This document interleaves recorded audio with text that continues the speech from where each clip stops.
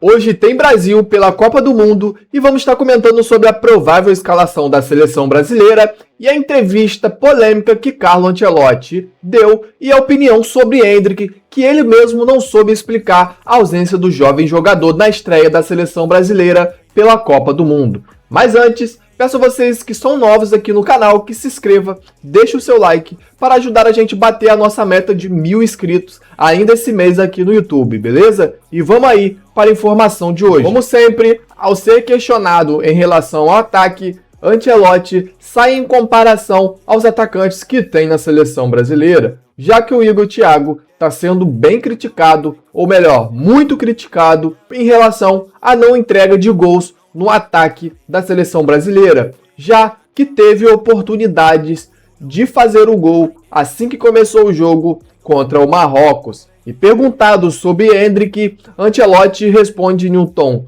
de deboche, onde não soube explicar muito bem o que é o Endrick para a seleção brasileira. Dê uma olhadinha aqui no que falou o técnico italiano. E ele vai fazer uma comparação entre os atacantes e vai comentar sobre o Endrick no final. Vamos dar uma olhadinha aí no que falou o técnico da seleção brasileira. Bom, Mateus Cunha es más asociativo, tiene más calidad de media punta que de delantero referente, cosa que tem Igor Thiago. É um jogador referente na área, forte nos duelos, muito agressivo na recuperação da bola. Endrick é um talento que nem o técnico da seleção brasileira consegue explicar.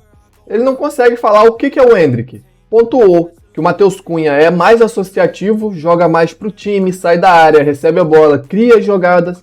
O Igor Thiago tem explosão física, consegue pressionar, mas quando a bola chega nele, não temos o que é principal para um jogo de futebol, que é gol. Seleção brasileira precisa de gols. Não é nem um nem outro. Endrick é outra coisa. Para mim, personalmente, Endrick é outra coisa. É um talento extraordinário. Endrick e Brasil vai aproveitar de suas qualidades e nessa Copa do Mundo e também na próxima Copa do Mundo. Então ficou claro aqui para todos nós que ele vai lapidar o Endrick para a próxima Copa do Mundo, ou seja, o Endrick não está no grupo, mas o foco principal para o jogador ficou claro para todos nós que o interesse é para o próximo ciclo, ou seja, dizendo que o jogador não está pronto totalmente para receber essa oportunidade. Mas então por que convocar? Eu não consigo entender. Já que não vai usar o atleta nesse momento, você não vai dar oportunidades e quando der provavelmente vai voltar faltando 10 minutos, 5 minutos para acabar o jogo, por que convocar? Por que não trazer um jogador mais pronto para a seleção brasileira? Fica aqui a minha opinião. Creio eu que o Endrick deveria ser titular nesse time, porque o garoto entra e decide o jogo. Faz gol contra a Espanha, faz gol contra a Inglaterra. E por que não é titular? Porque não está pronto, porque não entrega defensivamente? É um moleque, cara. Se você cobrar dele, ele vai fazer. Tenho certeza. Mas fica aqui a nossa indignação como torcedor. Eu estou aqui como torcedor e passando minha indignação para vocês. E um abençoado do PC, na entrevista aí com a fonte do GE TV, ele faz a pergunta. Ele faz a pergunta ao Ancelotti. Se é um talento extraordinário, por que não colocar ele em campo? Vamos dar uma olhadinha aí. Se o que é um talento extraordinário, por que não é a hora ainda dele jogar? Por quê? Por que não é a hora ainda desse talento extraordinário jogar? Porque vou meter Endrick é o momento correto. Ou seja, Endrick só vai jogar quando o treinador quiser, cara. Não tem o que fazer. Infelizmente é ele que está de frente da seleção brasileira e Endrick só vai jogar quando Carlo Ancelotti decidir que é o momento certo para o jogador entrar em campo. Temos que esperar um pouco. Ficou claro aqui que está muito claro que o Endrick é o projeto, vai ser lapidado para a próxima Copa do Mundo. O projeto para o Endrick é 2030 e provavelmente para ele não estar reclamando, para ele não falar nada, alguém já conversou com isso com ele. Isso aí já deve estar na cabeça do moleque e levou o moleque para o grupo só para ele absorver o que tem ali para a próxima Copa do Mundo. Rapaziada, é muito difícil de compreender. A gente, como torcedor, com cabeça de torcedores, a gente não consegue entender por que o moleque de 19 anos não pode jogar uma Copa do Mundo, alegando que ele ainda não está pronto para jogar. Rapaz, é difícil demais, cara. É muito difícil. E um dos maiores criticados na seleção brasileira pós-estreia é o Rafinha. Jogador que entrega muito no Barcelona. Na minha concepção, nas últimas temporadas foi top 3 de melhores jogadores do mundo. Porém, quando veste a camisa verde e amarela, não entrega. Por mais que pareça que ele não corra em campo, ele é um dos jogadores que mais correram no jogo contra o Marrocos. Se não for o primeiro colocado, correu cerca de 11 quilômetros. Porém, em campo fica parecendo que ele não entrega muito no ataque, fica deixando a desejar e nós, como sempre, não temos a visão que um técnico tem e acabamos criticando o jogador. Mas claro, ele não fez boas partidas com a seleção brasileira em Copas do Mundo e nem no ciclo de classificação para a competição internacional. E vamos dar uma olhada aqui em o que Ancelotti falou sobre o Rafinha.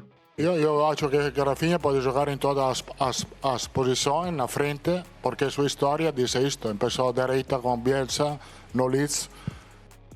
Ele fala aqui que o Rafinha pode jogar em todas as posições.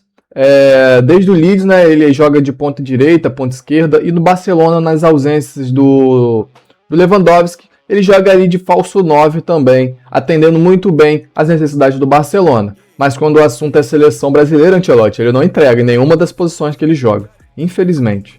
Corre, se dedica, a gente vê que ele corre, mas nada funciona quando a bola está no pé dele.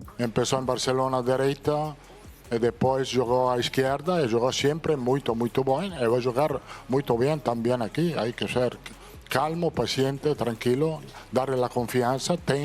Rafinha tem toda a confiança do mundo, porque para mim é um dos melhores jogadores do mundo. Não tenha dúvida, é o que eu falei. Quando tá no Barcelona é top 3 do mundo, no mínimo, joga demais. Mas a camisa da seleção brasileira não funciona. Quando ele veste a camisa não funciona. Infelizmente é o ciclo todo assim. Foi com o Ancelotti, com o Dorival, foi com o Diniz.